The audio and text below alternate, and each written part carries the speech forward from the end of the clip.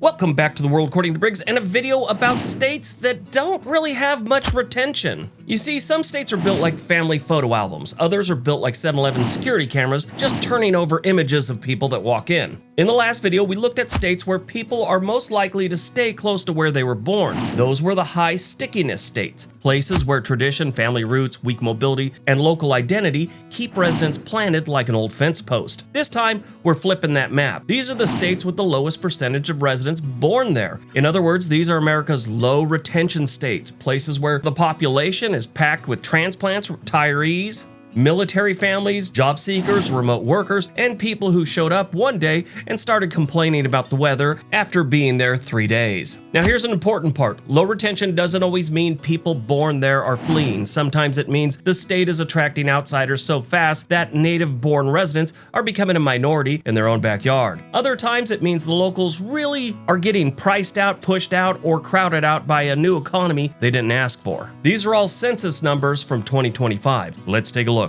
Number 10, Oregon. Oregon barely makes the list, but it belongs here because less than half the people living in the state were actually born there. I'm one of the people that was not born here. That explains a lot about Oregon's personality. Half the state is local memory, and the other half is someone from California explaining how Oregon should work. The reality is, Oregon's been shaped by waves of newcomers, especially around Portland, Bend, Eugene, and the Willamette Valley. I live in the Willamette Valley. People came here for outdoor access, progressive politics, cheaper housing than California, and the fantasy that moving north would solve all their problems. Here's the spoiler alert. Sometimes the problems packed it up in a Subaru and followed them. The low retention numbers tells you Oregon is not just a native-born state anymore. It's a transplant state with deep local resentment, rising housing costs, and a culture that keeps trying to decide whether it wants to be a rugged Northwest state or California's damp cousin. Their stickiness metrics? Only 45.4% of Oregon's population was born here.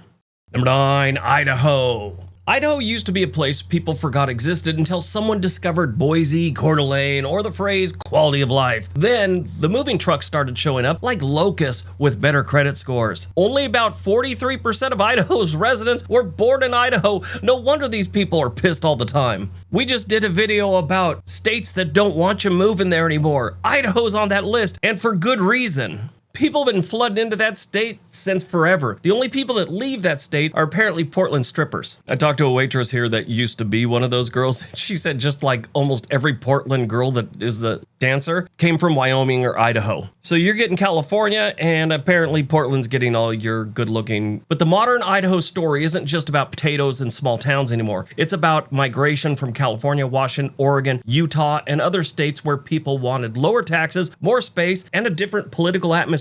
It's gotten so bad, half of Oregon wants to move to Idaho. And I'm not just talking about the people. They want to take the land with them. It's never going to happen. It's called the Greater Idaho Movement. I think I'm going to do a video about how that's so impossible, at least in our lifetime, that I don't even know why they try. The problem is that low retention here creates tension. Longtime Idahoans watched housing prices jump, traffic grow, and local culture get turned into a lifestyle product. Brought to you by REI. Idaho didn't attract newcomers. They didn't bring people in to work tech jobs. No, they got discovered, and getting discovered is usually where the trouble starts. Their stickiness metrics, 43.4% of their residents were born in Idaho. Number 8, Alaska. Alaska is one of the least sticky states because it's always been a high churn place. It's always been like this. Not a lot of people stay there, especially the younger people. Younger people move out as soon as they have the opportunity. People move there for military assignments, oil jobs, fishing, adventure, federal work, or because they watched too many wilderness shows and thought, you know what, I could do that. And then the winter arrives and they lose all that optimism, and then they start looking to move back down to Utah or something.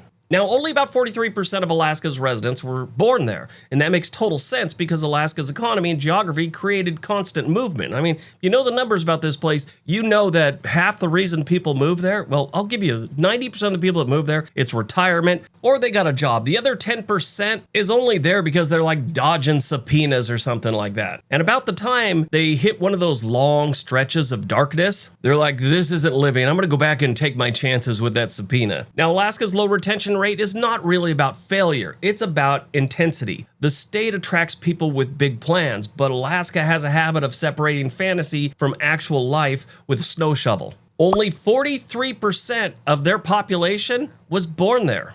Number 7, Delaware. Delaware is tiny but somehow pulls a lot of outsiders in. Only about 42% of the residents were born there, which means Delaware is less local kingdom and more like a regional overflow container with beaches. The big part of Delaware's low retention comes from geography. It sits between Pennsylvania, Maryland, New Jersey, and DC. It's all in that orbit. People move there for taxes, retirement, beaches, lower costs than nearby metros, or because they just wanted to leave New Jersey without emotionally leaving New Jersey. Delaware is definitely one of those states where people don't always move there because they dreamed about Delaware as a child. They move there because the math works. That makes it a practical transplant state, and practical transplant states are often a low native born state. Their stickiness metrics, only 42.5% of Delaware's residents were born there.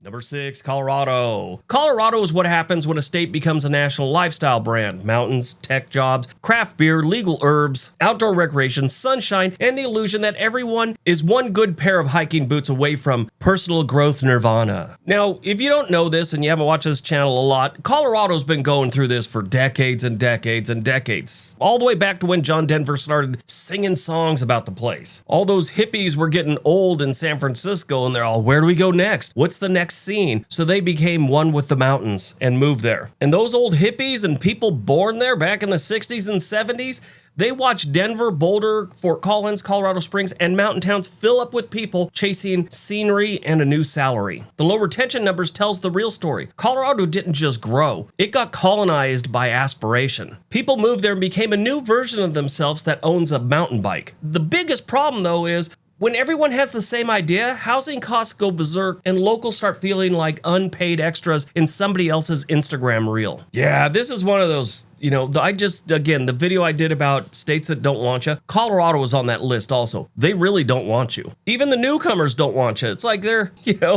they moved to the place, took down the for sale sign, and then started yelling at people to get off their lawn. Colorado's stickiness metrics, only 40.9% of their population was born in the Centennial State. Number 5, New Hampshire. New Hampshire is one of the least native-born states because it sits right next to Massachusetts, which is basically a high-pressure money cannon pointed north. Only about 41% of New Hampshire's residents were born there. A lot of the state's population growth and housing demand comes from people leaving Greater Boston and looking for lower taxes, more space, and a quieter life. They want trees, privacy, no income tax, but preferably without giving up access to Boston jobs. This creates a weird dynamic. New Hampshire markets itself as fiercely independent, but a huge share of the population came from somewhere else. And these guys take that all the way. I mean, their state motto is live free or die. Not we love freedom or freedom and New Hampshire. It's live free or die. This place gets serious in a hurry when it comes to their freedom. Their stickiness metrics, only 40.5% of their population was born in New Hampshire.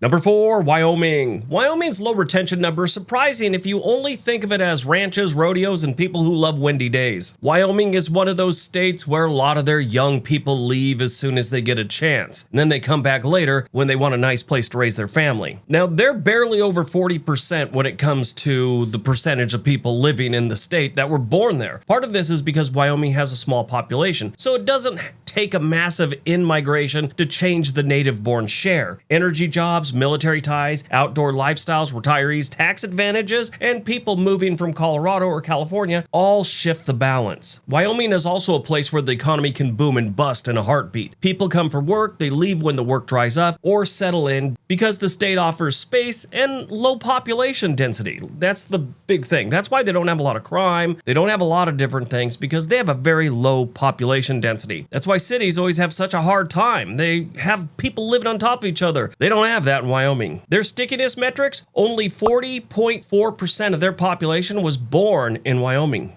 Number 3, Arizona. Arizona is one of America's great relocation machines. Only about 39% of their residents were actually born there, which means most Arizonans are imported like retirees, Cubs fans, and Californians that complain about the dry heat. Arizona's low retention is driven by decades of population growth from California, the Midwest, the Pacific Northwest, and the Northeast. Phoenix, Tucson, Mesa, Chandler, Gilbert, and Scottsdale have pulled in retirees, workers, remote employees, snowbirds, and people fleeing expensive states. Of course, this means, the typical thing. Native-born Arizonans are getting buried under transplants. Housing costs rise, water concerns grow, and the city spreads into the desert like someone spilled beige paint across a baking sheet. Arizona's not a state people stay in. It's a state people arrive in, often with luggage, equity, and opinions about everything. And they all have to have their own specialized golf cart. Arizona's stickiness metric, only 39.1% of their population was born in Arizona.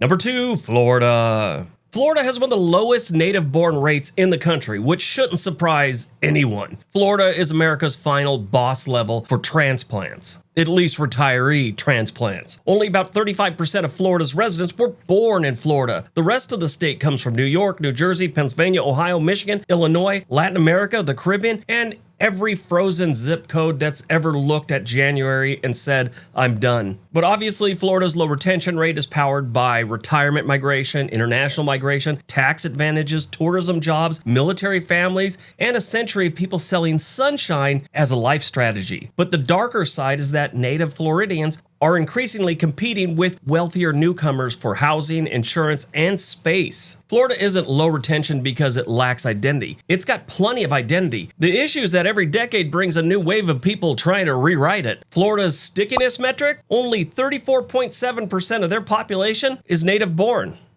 All right, before we get to number 1, if you're thinking about moving to another place in the United States, there's a link for a website called Home and Money. They can get you in touch with a real estate agent anywhere in the country. All right, on to number 1. And number 1, Nevada. I'm a little surprised at this one, but then again, I'm not surprised. Nevada is the least stickiest state in America by this metric. Only about 28.5% of their residents were born there. That means Nevada is less of a hometown state and more like a population blender with casinos, subdivisions, desert heat, and license plates from everywhere else. Las Vegas is the main reason for this. It has spent decades attracting workers, retirees, service industry, employees, Californians, military families, entertainers, gamblers, rebuilders, and people who want a fresh start in a place where nobody asks too many questions. Nevada's low retention isn't just about mobility, it's about reinvention. People move there to escape old lives, old costs, old winters, old taxes, or old mistakes. But that also creates a state where local roots are thin. Neighborhoods turn over fast, and where are you from is basically a required greeting. Nevada is America's ultimate transplant state. It's not where everyone stays, it's just where everyone shows up.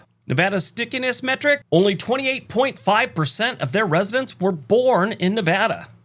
So these are the low retention states, but they're not all the same story. Nevada, Florida, Arizona are relocation giants. Colorado and Idaho are lifestyle magnets. Alaska and Wyoming are frontier churn states. Delaware and New Hampshire are regional escape valves. Oregon is a transplant-heavy state, still arguing with itself over what it's become. All right, that's today's video. If you like that one, you'll really love this one. It's about why people regret moving to California. Everyone have a great day. Be nice to each other.